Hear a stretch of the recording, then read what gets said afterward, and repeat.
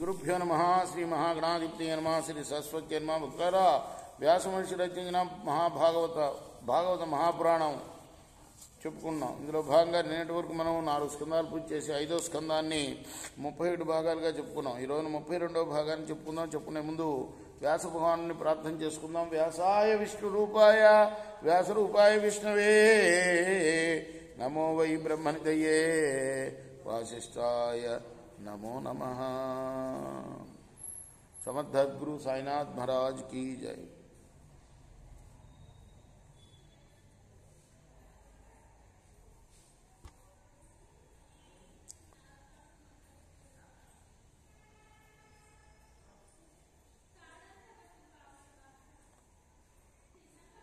పరమ భాగవతుల యొక్క పాదసేవ లభించినంత సులభంగా ఈ భూమి మీద, అంటే పరమ భాగవతుల పాదసేవ వల్ల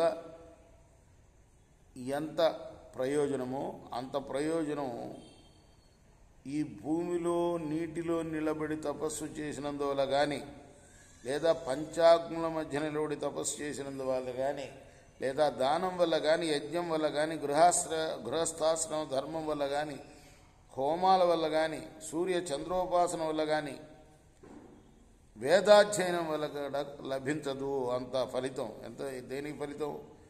భగవద్భక్తుల యొక్క పాదసేవ, అది గొప్పది అన్నిటికన్నా. భగవద్భక్తుల చరణ సేవయే పరబ్రహ్మ ప్రాప్తికి సులభ మార్గం అని ఆర్యులు అంటారు. బాహ్య సౌఖ్యాలకు విముఖులై శ్రీమన్నారాయణుడి యొక్క సద్గుణ కీర్తనలో సంతోషం అనుభవించే భాగవతుల్ని, అంటే భగవద్భక్తుల్ని అనుదినము ఆరాధిస్తే మన బుద్ధి మోక్ష మార్గం వైపు పయనిస్తుంది. నారాయణుని తప్పనిసరిగా నారాయణుడిని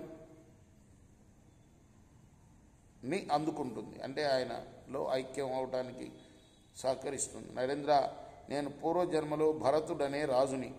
మానవుడు కంటితో చూచి చెవితో విని భోగాలయందు ఆసక్తిని పెంచుకుంటాడు. కానీ నేను అటువంటి ఆసక్తి అనే బంధం నుండి, ఇహలోక పరలోకాల నుండి భోగాలపై ఆసక్తి విడిచి సర్వసంగ పరిత్యాగం చేసి తర్వాత భగవంతుని భక్తితో భజించాను. చివరకు ఒకనొక జింకపిల్ల మీద మమత పెంచుకున్నాను. ఆ కారణంగా లేడిగా జన్మనెత్తాను.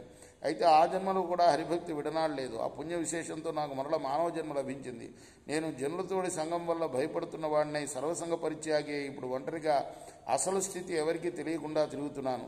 నరుడైన వాడు పెద్దలను సేవించడం వల్ల క్రమంగా సంసారం మీద మోహాన్ని వదిలిపెడతాడు. శ్రీహరిని సదా ధ్యానించడం వల్లను, శ్రీహరి కథలు వినటం వలన అతడు జ్ఞానవంతుడవుతాడు. వ్యామోహం ఎలా వదిలిపెడతాడట?